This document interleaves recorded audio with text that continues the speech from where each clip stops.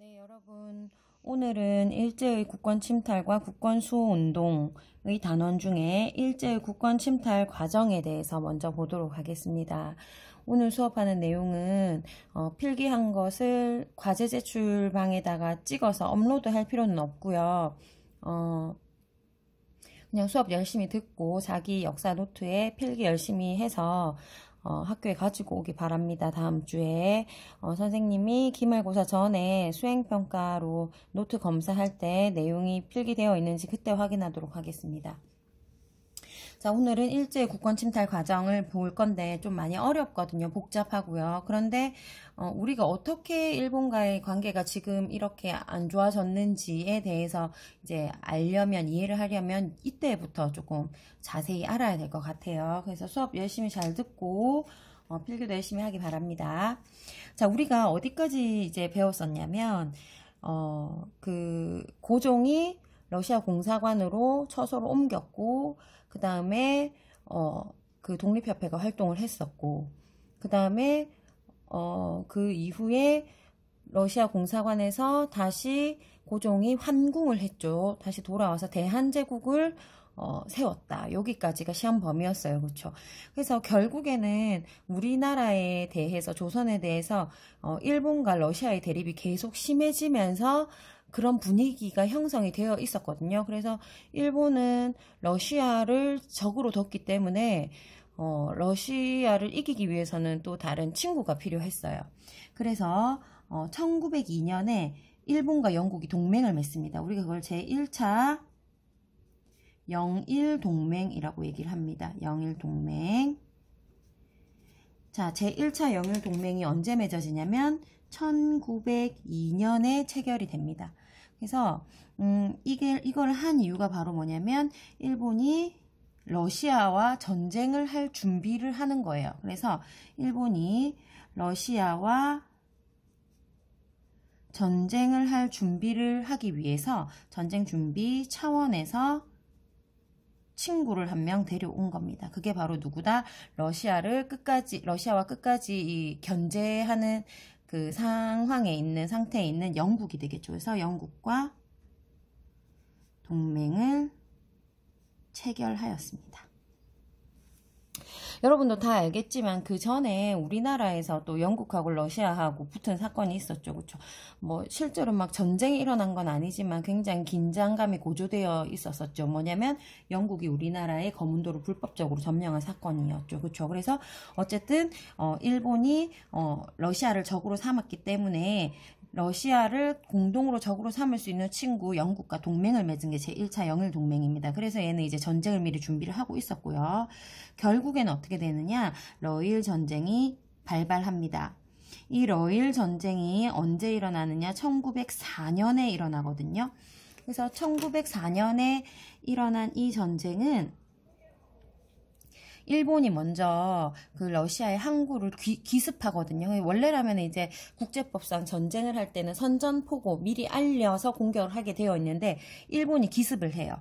그래서 먼저 기습하고 나서 그 다음 날 이제 두 나라가 난 이제 너랑 싸울 거다 하면서 전쟁이 일어나게 됩니다. 이게 이제 뭐 여기까지 알 필요는 없지만 1904년에 2월에 있었던 일이에요. 그래서 우리나라를 두고 본격적으로 전쟁을 하게 되는 거죠. 그래서 러일 전쟁이 발발하고 우리나라를 이제 러시아하고 일본하고 전쟁하는데 일본이 러시아 쪽에 가서 이제 전쟁을 하게 되니까 자기들은 섬나라니까 불편하잖아요. 그래서 우리나라를 기지로 쓰려고 해요. 전쟁 기지로. 그래서 전쟁 기지로 쓰려고 무엇을 우리나라에게 강요하냐면 한일 의정서라는 것을 강요해서 체결하게 합니다. 그래서 이 한일 의정서의 내용은 역시 이것도 1904년에 있었던 일인데요. 1904년 2월. 바로죠. 실제로 며칠 차이는 한 2주 정도 차이 나요. 그래서 얘네는 우리나라를 전쟁 기지로 사용하기 위해서 이걸 체결을 한 거거든요. 그래서 이 내용은 뭐다? 일본이 대한제국의 땅을, 즉 대한제국을 자기네들 마음대로 군사 요충지가 무슨 뜻이에요? 중요한 장소라는 뜻이죠. 요충지를 마음대로 사용하려고 이것을 체결하면서 결국에는 마음껏 사용할 수 있게 되었다라는 겁니다. 실제로 이 강요해서 체결을 했고 이 내용으로 우리나라에서 경부선과 경의선, 그러니까 경부선은 서울과 부산을 연결하는 선이고 그 철도고, 그 다음에 경의선은 서울과 저 위에 의주, 북한에 있는 의주를 연결하는 철도거든요. 그래서 그거를 건설하는 권리를 가져가요. 그래서 결국에는 이걸 뭘 하려고 하는 거냐면 우리나라 요렇게 쓰면 경부선, 경의선 요렇게 완전 다 연결되는 거죠.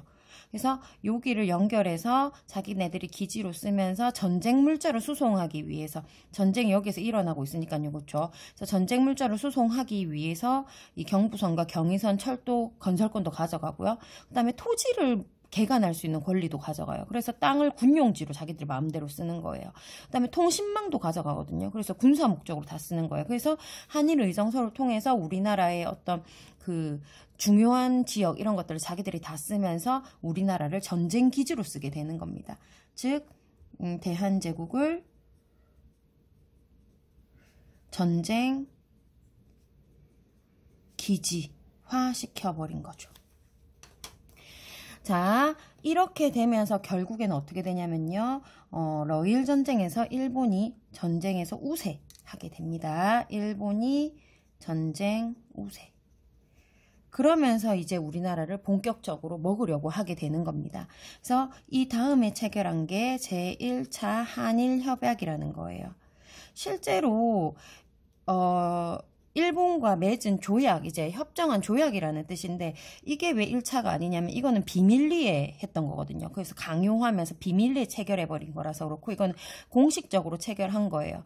그래서 그러니까 알리고 체결한 거기 때문에 이걸 우리가 1차 한일 협약이라고 1차라고 얘기를 하고요. 이것 역시 어떻게 하느냐? 강제 체결합니다. 이게 언제냐면은 뭐 이런 것까지 다 알 필요는 없습니다만은 1904년 8월에 있었던 일이에요. 그래서 요거를 체결하면서 무슨 일이 벌어지냐면 이 한일 협약을 통해서 우리나라의 고문 정치를 시작하게 되는 겁니다. 고문 정치 어느 분야냐면 재정과 외교 분야거든요. 그래서 재정은 뭐냐면은 우리나라의 경제권이죠. 돈을 쥐고 있는 분야. 그 다음에 외교는 뭐예요? 외국과 사귈 수 있는 거죠. 한참 이때 외교가 중요한데 왜냐면 우리 주변에 서양 열강들이나 뭐 많은 센 나라들이 다 우리를 갖고 못 살게 굴고 있는데 그 외교권을 그러니까 외교권을 뺏어가는 게 아니라 외교권에 간섭하는 거예요. 그래서 제일 중요한 재정이나 외교 분야에 고문을 두면서 이것을 통해서 내정 간섭을 하기 시작한 겁니다. 뭐 그전에도 내정 간섭을 했지만 좀 더 본격적으로 하게 된 거죠. 그러면은 여기서 참고적으로 그럼 이 고문이 도대체 뭐냐? 여러분들은 뭐 이렇게 사람을 그 일제시대 때 우리나라의 그 독립투사들을 일본 애들이 고문했다 뭐 이런 그 고문만 알고 있는데 이 고문은 뭐냐면 뭔가 정치적이나 어려운 부분을 이렇게 조언해주는 역할을 하는 사람이에요. 조언해주고 뭐 알려주고 하는 것. 근데 이 고문 정치라는 것은 결국에는 무엇을 어떻게 하라는 거였냐면은 모든 일 처리를 할 때 어떤 일이든 일 처리를 할 때 고문과 사전에 협의한 것들만 처리할 수 있다라는 거예요. 그래서 의무예요. 해도 된다가 아니라 사전 협의를 해야 함입니다. 알겠죠? 그러니까 엄청나게 내정 간섭의 강도가 세워졌다라고 볼 수 있겠죠. 1차 한일 협약으로요. 그리고 나서 또 무슨 일이 벌어지느냐. 점점점 일본에 유리해지는 거예요. 전세도. 그러면서 그 사이에 무슨 일이 있었냐면은 일본은 자기 편을 더 모았어요. 그래서 어떻게 제2차 영일 동맹으로 일본과 영국의 그 자기들의 그 동맹을 더 세게 한 거죠. 그래서 더 돈독히 영국과 일본이 동맹을 맺었고요. 이게 1905년 8월입니다. 이렇게 몇 월 이렇게 써주는 거는 흐름을 알기 위해서 써주는 거지 뭐 외우라는 뜻은 아닙니다. 그 다음에 미국과 가스라, 테프트, 밀약이라는 말이 뭐예요? 은밀한 약속이라는 얘기예요. 그래서 밀약을 체결하는데 이게 이제 미국과 일본이 체결하는 거죠. 1905년 7월에 체결을 해요. 그래서 가스라 테프트 밀약은 뭐냐면요.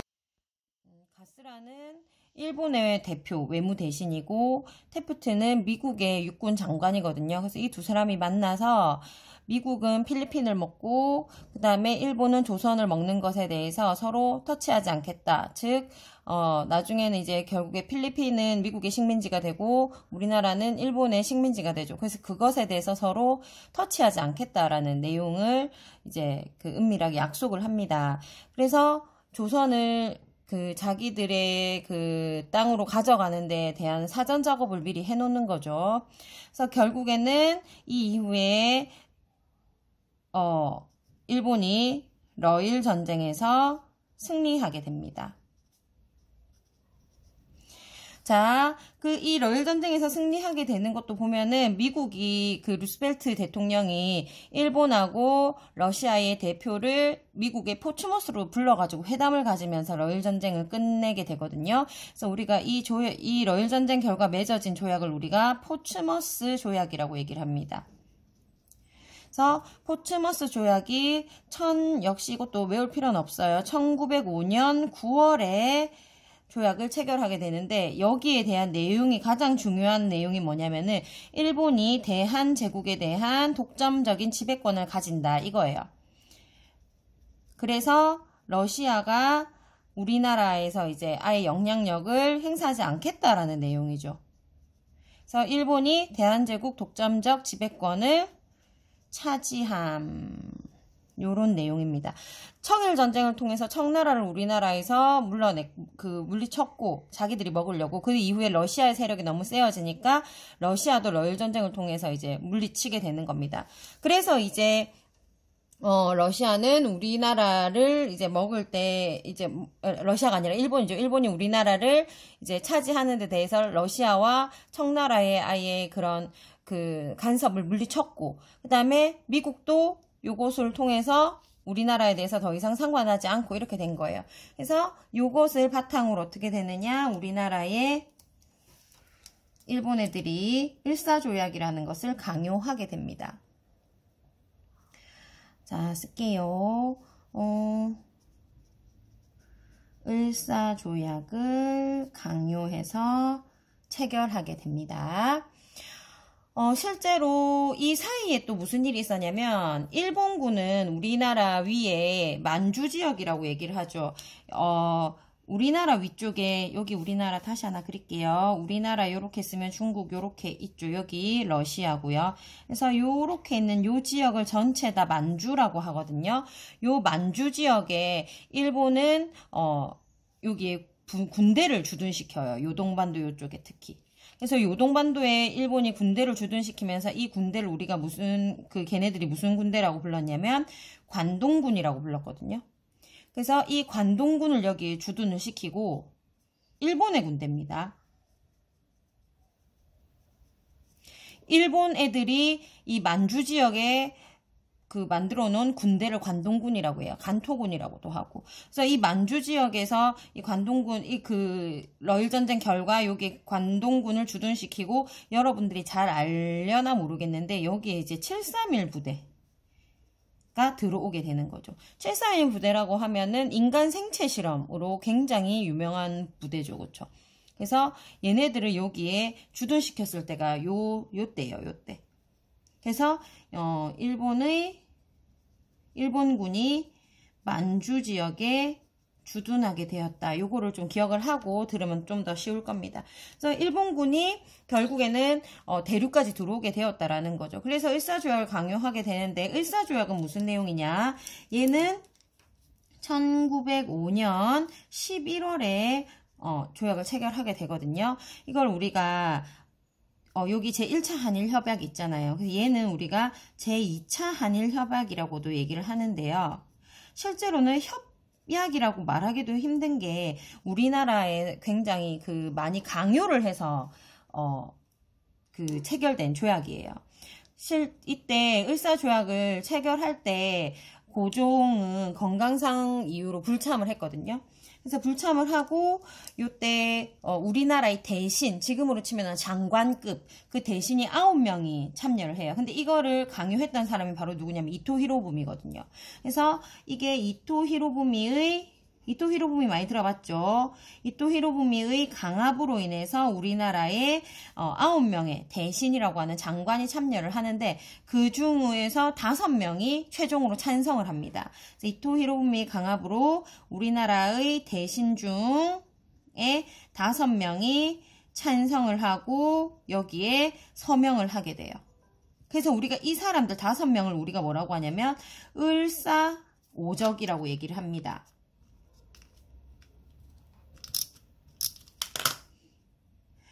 나머지 4명은 여기에 이제 그 반대를 했고요. 그 다음에 한 명은 임금한테, 그러니까 고종한테 이거를 고하러 가다가 이렇게 해서 우리가 끝까지 반대했으나 이 5명이 여기에 찬성을 했다. 그래서 서명을 해서 이게 을사조약이 체결이 되었다, 강제로. 이거를 알리러 가다가 너무 분해가지고 졸도, 기절까지 하게 되거든요. 그래서 어쨌든 을사늑약을 강요해서 제2차 한일협약을 체결하게 되는 거예요.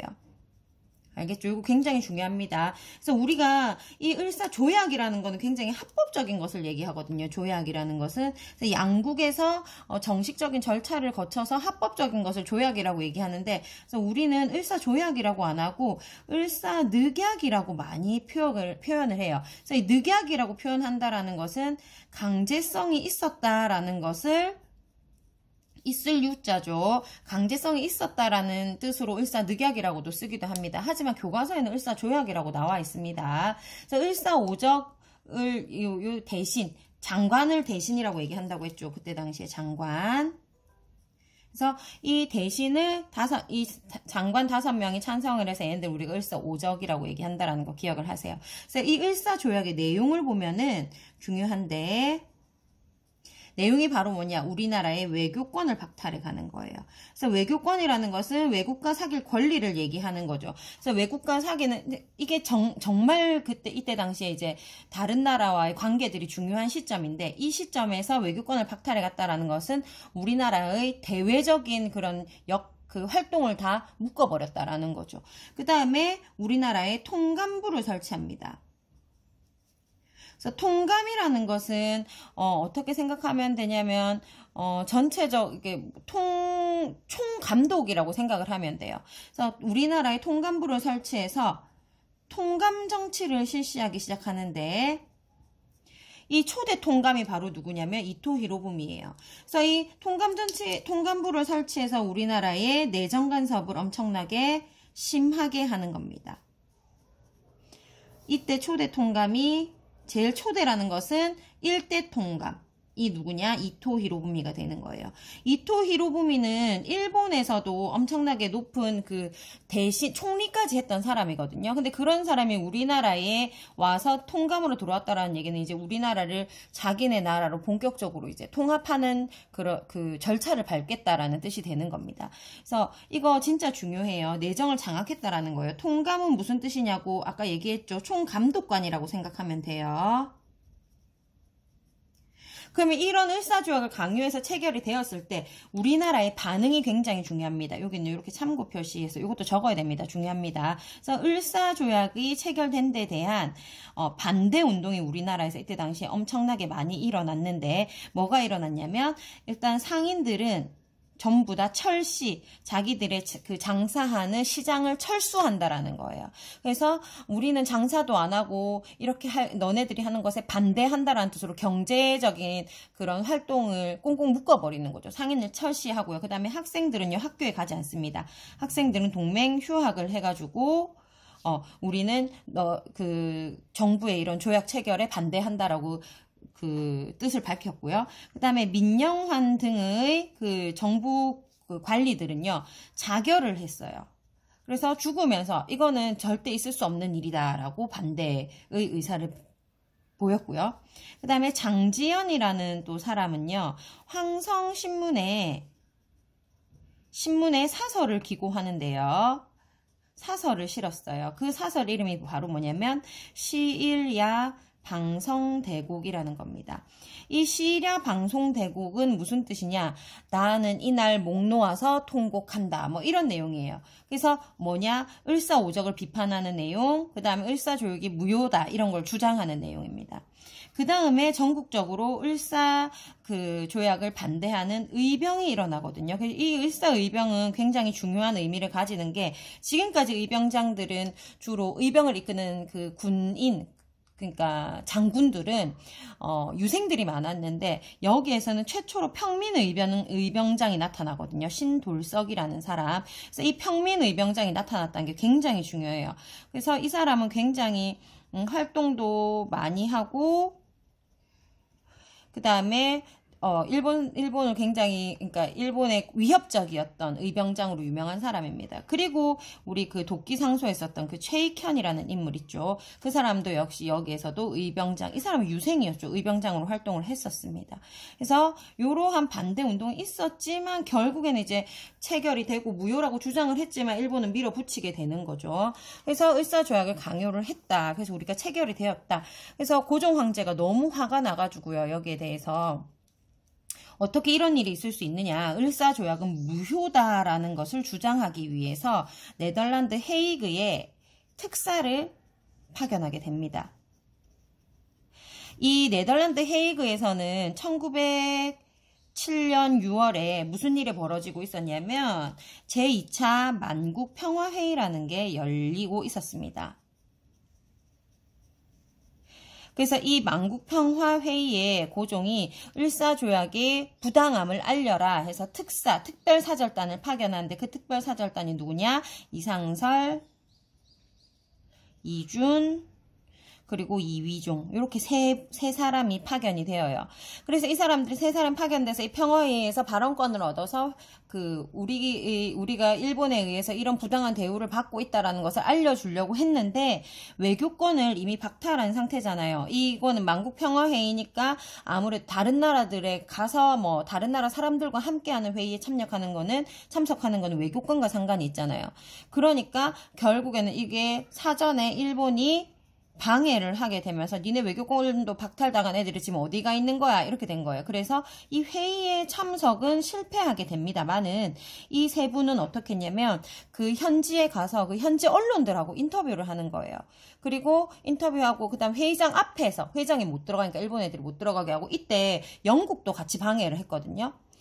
그래서 일본하고 영국은 한 팀이죠. 지금 동맹 맺어가지고 같이 방해를 하고 이래가지고 그 앞에서 막 웅변처럼 막 했어요. 우리나라가 이러이러해서 지금 너무 일본이 불법적으로 우리나라를 침략하려고 한다. 이런 거를 막 알렸어요. 알렸는데 현지 언론이나 현지에서 그런 그 고위 관계자들, 다른 나라 관계자들은 거기에 동하고 그다음에 거기 뭐 신문에도 나고 했지만 결국에는 일본과 영국의 치밀한 방해로 해서 뭐라고 해야 되지? 성과는 없었습니다. 특히 성과가 없었기 때문에 이 간 세 분이 엄청 화가 났었겠죠. 그렇죠? 그래서 특히 이 이준 열사 같은 경우에는 가서 우리가, 네덜란드에서 돌아오지 못하고 현지에서 호텔에서 사망을 하셨거든요. 그래서 순국을 하셨다고 얘기를 하는데, 순국한 그 원인을 가지고는 좀 말이 많아요. 그래서 뭐 자결을 했다라는 설도 있고, 그 다음에 화병으로 병사로 돌아가셨다라는 것도 있고 하는데 정확한 사인이 뭐냐면 죽은 원인 정확한 사인은 그러니까 정확하게 밝혀지지 않은 것으로 이렇게 알면 됩니다. 그래서 이준 열사 같은 경우에는 이준 열사가 묵었던 그 호텔이 지금 가면은 기념관으로 되어 있어요. 그래서 엄청나게 큰 역할을 하신 분인 거는 틀림없습니다만은 실제로 우리나라의 을사조약이 뭐 무효여서 일본이 나가고 이런 성과는 없었습니다. 그리고 자 여기 하나 적어줄게요. 만국평화회의에 간 이유가 바로 뭐냐? 을사조약의 불법성과 또 무엇을 알리기 위해서 일본의 침략 행위를 만국에 여러 나라라는 뜻이죠. 만국에 알리기 위해 이렇게 특사를 파견해서 고종이 한 겁니다. 그래 이래 놓으니까 일본 애들이 뭐라고 하냐면 니네는 외교권을 박탈당했는데 왜 함부로 이런 헤이그의 특사를 파견을 하느냐. 그건 니네 잘못이다. 그러니까 고종은 물러나거라 하는 고종을 강제로 퇴위시키는 일이 벌어집니다. 그래서 이게 언제냐면 1907년 7월이에요. 지금 엄청나게 따닥따닥 그죠? 붙어서 일이 일어나고 있죠. 혼란스럽다라는 거예요. 그래서 고종이 1907년 7월에 퇴위되면서 고종의 아들이던 순종이 이제 27대 대한제국의 이제 황제죠. 순종이 즉위를 하게 됩니다. 그래서 이제부터는 이제 순종 황제가 되는 거예요. 그래서 순종이 즉위를 하게 되고, 그럼 순종은 아무 힘이 없겠죠. 왜냐면 이제 고종이 강제로 퇴위당하는 걸 봤으니까, 그죠? 그래가지고 결국에는 이것을 통해서 한일 신협약을 다시 체결하게 됩니다.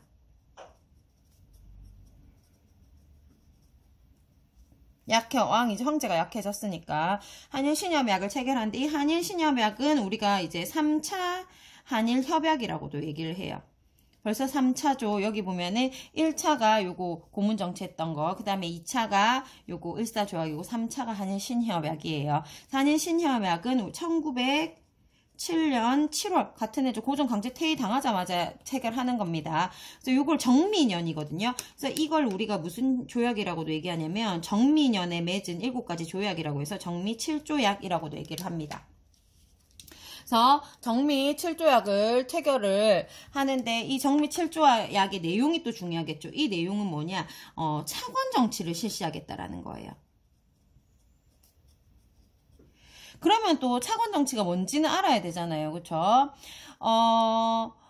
이 통감 정치를 실시하게 되면서 통감한테 어디 갔노? 여기 있죠. 통감 정치를 실시하게 되면서 모든 정치를 이제 그 통감이 담당을 하게 되는 거거든요. 그러니까 그 이제 통감 밑에는 그래도 대신이 있잖아요. 대신은 우리나라 정부의 그 장관들. 그러니까 통감하고 장관하고 정치를 하려고 하는데, 통감은 일본인이지만 우리나라의 장관 대신들은 또 우리나라 사람이잖아요. 그러니까 이게 정치가 이렇게 통감이 뭘 해라 해도 우리나라 그 장관들이 안 한다 하면은 통감이 말하는 대로 잘 안 됐던 거예요. 그래서 차관 정치라는 것은 대신 밑에 있는 게 차관이거든요. 그래서 차관 정치를 실시해서 어떻게 하냐면은 우리나라의 정부의 모든 부서에 일본인 차관을 임명하는 거예요.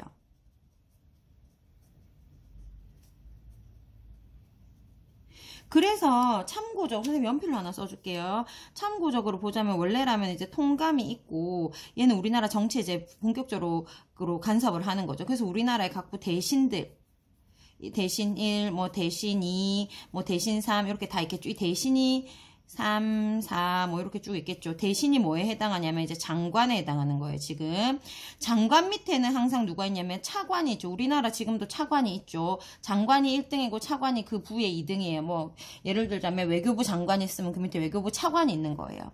근데 이 통감이 역시 일본인인 건 알고 있죠. 일본인이고 이 대신은 대한제국 사람들인 거예요. 근데 이 차관을 누구를 또 임명을 하냐면 일본인이 차관을 할 수 있도록 각부의 일본인 차관을 임명을 하게 되는 겁니다. 알겠습니까? 근데 이 차관도 누가 임명하냐면 통감이 임명을 해요. 그래서 결국에는 이 차관들이 전부 다 실권을 장악하게 되는 거예요. 알겠습니까? 이 대신들은 허수아비처럼 되는 거죠. 그쵸? 그래서 차관 정치라는 것은 뭐냐면, 이거 좀 자세히 조선 총독이 아니죠. 미안합니다. 조선 통감이, 일본인 차관을 임명을 해가지고요. 그래서 이 일본인 차관들이 전부 뭐 하냐면은 각 부의 차관이 우리나라 정치의 실권을 장악하게 되는 겁니다. 알겠습니까? 그래서 결국에는 어떻게 되는 거예요? 내정 간섭이 더 강화되는 겁니다. 알겠습니까? 내정 간섭 강화. 알겠죠? 그래서 점점 한 단계 지금 계속 그 내정 간섭을 정도를 세게 올리고 있는 거예요. 그리고 나서 뭘 했냐면은 본격적으로 이제 또 먹으려고 하니까 우리나라 쉽게 먹으려면 어떻게 해야 돼요? 일단 군대를 없애야 되겠죠. 그래서 군대까지 해산시킵니다. 군대 해산을 시킨 그 핑계는 바로 뭐냐면요. 얘는 이제 그 다음 해 8월에, 그 다음 8월에 있었던 일이에요. 1907년 8월에. 우리 그 일본이 와서 보니까 니네 재정, 돈이 없다. 그러니까 군대가 있을 필요가 없다. 우리가 지켜줄게 하면서 재정 곤란을 핑계로 군대를 해산시켜버려요. 그러니까 이제 군인들이 열받은 거예요. 네가 뭔데 우리나라에 군대를 해산시키냐, 일본 니네가 뭔데, 이렇게 되는 거죠. 그래서 그 다음 해, 그 해에 있었던 일이 바로 뭐냐면 정미의병이라는 거예요. 지금 의병이 2개 나왔죠. 여기 을사의병 나오고 정미의병 나왔죠. 역시 1907년에 있었던 일입니다. 정미의병이 일어난 이유는요. 원인을 볼게요.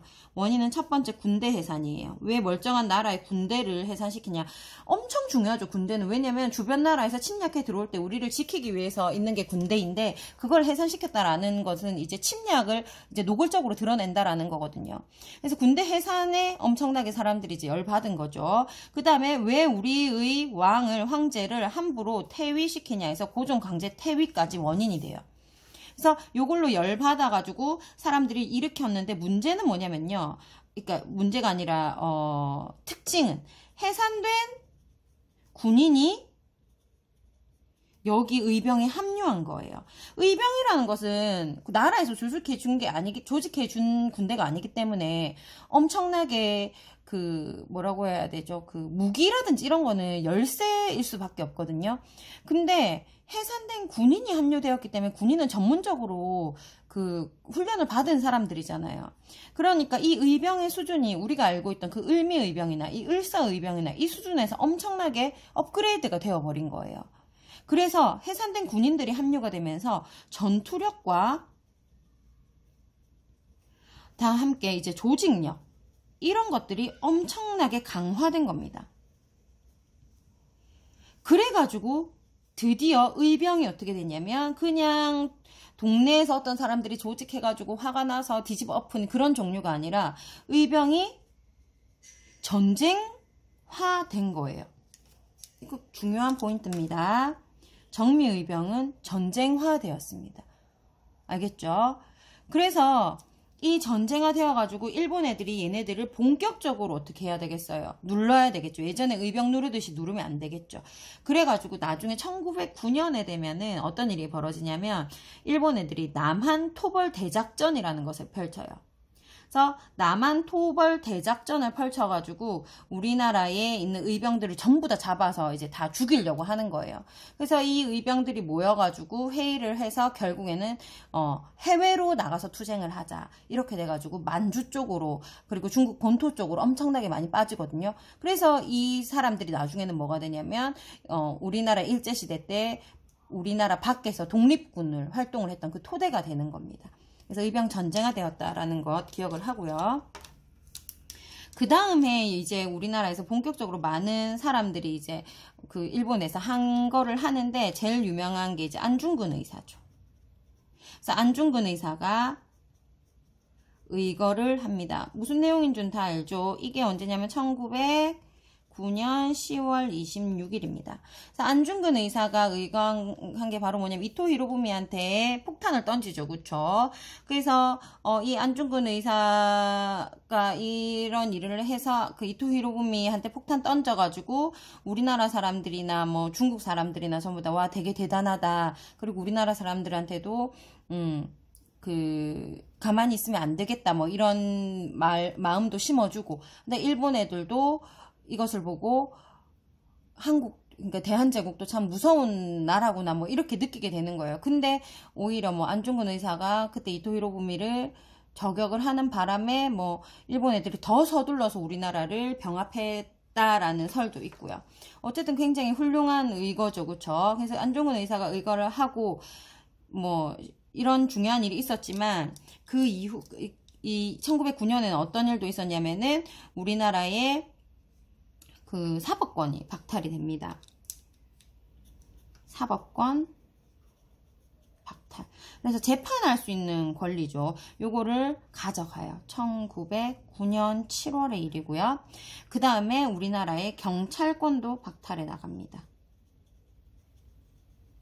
경찰권은 언제의 일이냐? 1910년 6월의 일이에요. 그래서 이 사법권을 박탈한다는 그 각서를 쓴 게 1909년이고 경찰권과 함께 1910년에 일본이 가져가요. 그래서 사법권 박탈을 우리가 1910년이라고 쓰기도 합니다. 그래서 선생님이 안중근 의사 의거부터 먼저 썼어요. 중요한 거는 뭐냐면 정미의병이 일어나고 나서 우리나라에서 안중근 의사가 우리나라에서 한 거 아니죠. 하얼빈에서 했죠. 요런 의거도 했고 그 다음에 사법권과 경찰권 일본은 하나하나씩 더 뺏어갔다. 여기에 아랑곳하지 않고 이런 내용입니다. 그래서 결국에는 어떻게 되느냐. 한일 병합조약을 체결하게 되는 겁니다. 한일 병합조약은 뭐냐면 우리나라가 완전히 일본에 들어갔다 이런 내용이에요. 그래서 8월 29일 날 우리가 광복은 많이 아는데 이 날짜는 잘 모르더라고요. 1910년 8월 29일 날 우리나라가 완전히 일본에게 모든 권한을 뺏기게 되거든요. 그래서 이때 경술련이에요. 그 경술련에 겪었던 국가적 치욕이다 해서 경술의 국치라고 얘기를 합니다. 반드시 기억해 둡니다. 8월 29일입니다.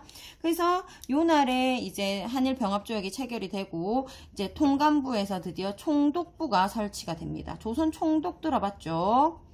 총독부가 설치되면서 완전히 우리나라를 다 먹어버리죠. 그쵸? 그리고 이때부터 우리한테 헌병, 경찰, 통치 를 하기 시작합니다. 우리가 무단 통치라고도 얘기하는데요. 요거는 이제 다음 시간에 어떤 내용인지 배우도록 하겠습니다. 요 한일 병합조약 요거 맺기 전에도 하나 배울 게 있는데 그 친일 단체인 일진회라는 게 있어요. 일진회. 이 일진회는 1904년에 조직이 되었는데요. 친일단체로서 계속 그러니까 우리나라를 일본에 합치지 않은 청원서를 계속 제출하는 단체예요. 나쁜 놈들이죠, 그렇죠? 그래서 얘네들이 계속 그런 거를 제출하면서 일본 애들이 뭐라고 하냐면 순종한테 협박을 해요. 그래서 이거 봐라. 니네 국민인데 이렇게 한일 병합을 주장한다. 얘네들이 한일 병합 청원서를 제출한다고 했죠. 그래서 니네 나라 사람들이 이렇게 대한제국이랑 일본이랑 합쳐지길 원하는데 왜 합치지 않느냐 하면서 이때 당시에 여기 선생님 요렇게 해서 계속 쓸게요. 요 사이에 무슨 일이 있었냐면 순종에게 일본이 협박을 하는 거예요. 일이 한일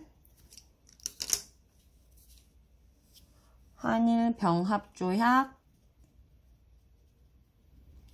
서명하라고 협박을 하는 겁니다. 요것을 바탕으로 청원서 제출했으니까. 협박했는데 순종이 거부했어요. 순종이 거부하니까 결국에는 누가 들어가냐면 우리가 이완용 하죠. 그쵸? 이때 총리 대신 그러니까 우리나라의 가장 높은 왕 밑에서 일하는 장관 총리 대신 이완용이었거든요. 그래서 이완용이 대신 서명을 해요. 그래가지고 결국에는 조약이 체결된 거라고 보는 겁니다. 근데 여기서 중요한 게 선생님이 하나 얘기해 줄 게 있는데 뭐 교과서에서는 나오지 않지만 우리가 꼭 알아야 되는 게 국제관계에서 요렇게 해서 쓸게요. 국제관계에서 조약이라는 것은 항상 대등한 관계에서 조약이 체결이 되어야 그 조약이 유효한 거거든요. 그래서 국제관계에서 이거는 왕의 서명이 빠졌고 서명하지 않았고 그 다음에 협박에 의한 서명이다. 그렇죠? 그리고 또 왕 서명도 아니죠. 그래서 협박에 의한 서명은 효력이 없습니다. 국제관계에서는요. 그래서 이 조약은 무효이다 라고 우리는 아직까지 주장을 하는 거예요. 실제로 1965년에 그 맺었던 그 일본과의 어떤 그 조약에 보면요, 1910년 이전에 맺었던 조약은 다 무효라고 하는 항목도 있거든요. 이거 다 무효인 거예요, 지금. 그러니까 우리가 일본에 의해서 이런 약 그 35년과 1910년부터 45년까지 35년이죠. 근데 뭐 정확히 해보자면 우리가 을사조약부터 다 뺏겼으니까 40년 정도라고 볼 수 있겠죠. 그 40년 동안에 우리가 굉장히 힘들게 살았던 것에 대해서 일본한테 보상을 하라고 할 수 있는 거예요. 왜 이 조약도 다 무효인데 니네가 우리나라를 그렇게 괴롭혔으니까 우리나라에 대해서 니네가 무슨 보상이라도 해야 되지 않겠니? 보상을 해달라? 이렇게 주장할 수 있다라는 겁니다. 알겠습니까? 그래서 오늘 한 거 조금 중요한 내용을 정리를 해보도록 하겠습니다. 자, 오늘 한 내용 중요한 거 정리 한번 더 해보도록 하겠습니다. 일단은 첫 번째 이제 러시아를 우리나라에서 몰아낸 과정으로 볼 수 있겠죠. 그래서 러일 전쟁이 일어났고 러일 전쟁을 이기기 위해서 우리나라를 마음대로 사용하기 위해서 한일 의정서를 강요를 했습니다. 그죠? 그 한일 의정서를 강요하면서 이제 일본이 전쟁에 조금 유리해지니까 우리나라를 조금 이제 서서히 건드리기 시작을 하는 거예요. 그래서 1차 한일 협약 결과 1차 한일 협약을 체결을 해서 고문 정치를 시작합니다. 중요 고문 정치를 시작합니다. 그 다음에 러일 전쟁에서 승리를 해가지고 결국에는 대한제국의 독점적인 지배권을 갖게 되는 거고요, 일본이. 그 다음에 2차 협약이죠. 을사조약을 강요해서 체결합니다. 그래서 2차 결과 뭐예요? 통감 정치가 실시되죠. 통감부. 그리고 외교권이 박탈당합니다. 그렇죠? 이때 을사오적이 나오죠. 을사오적. 그래서 을사조약 반대운동 이런 것들이 일어났다라고 보면 돼요. 그 다음에 을사조약이 이렇게 해서 부당하잖아요. 그래서 부당하니까 고종이 헤이그에 특사를 파견을 하게 되죠. 근데 이것도 커다란 성과가 있었던 건 아닙니다. 그죠? 그래서 헤이그 특사 왜 파견했어? 우리는 일본 입장에서 봤을 때 외교권을 박탈했는데 왕이 헤이그 특사 파견했으니까 너 그거 어겼잖아 해서 고종을 강제 퇴위시켜 버리는 거죠. 그래서 고종 강제 퇴위시키고 힘없는 순종이 올라와서 아빠도 물려나갔는데 지도 이제 쫓겨날 수 있으니까 굉장히 힘이 약해졌겠죠. 그래서 순종을 대상으로 해서 한일 신협약을 정미 7조약이라고도 하는 것을 강요를 해서 결국에는 차관 정치를 실시하게 됩니다.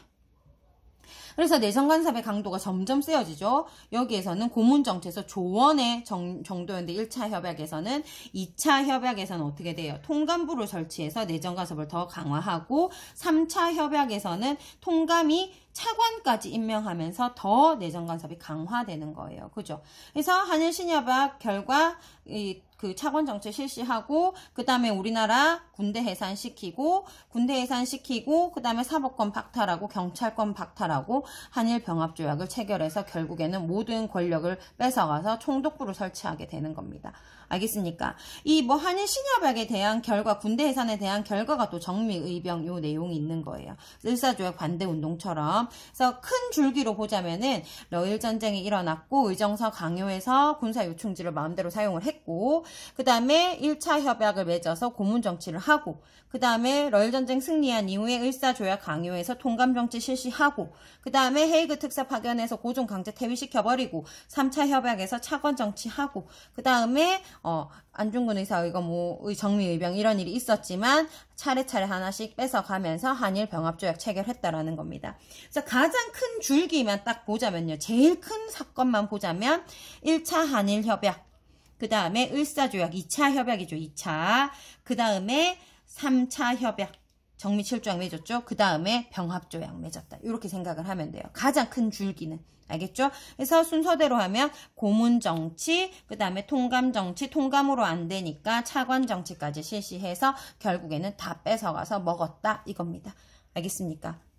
오늘 내용이 굉장히 중요합니다. 왜냐하면 우리나라가 우리나라가 완전히 일본한테 병합되는 과정이기 때문에. 그래서 너무너무 중요하고 일본이 이렇게 우리나라의 권력을 뺏어가는 과정에서도 우리나라 사람들이 요런 반대운동, 을사의병 같은 거 일으켰고 정미의병, 안중근 의사의거 이런 것들을 통해서 우리나라가 헤이그 특사 파견도 마찬가지고 일본의 부당함을 널리 알리고 거기에 이렇게 대항하고 항의하고 한 거 했다라는 것 꼭 기억해 두기 바랍니다.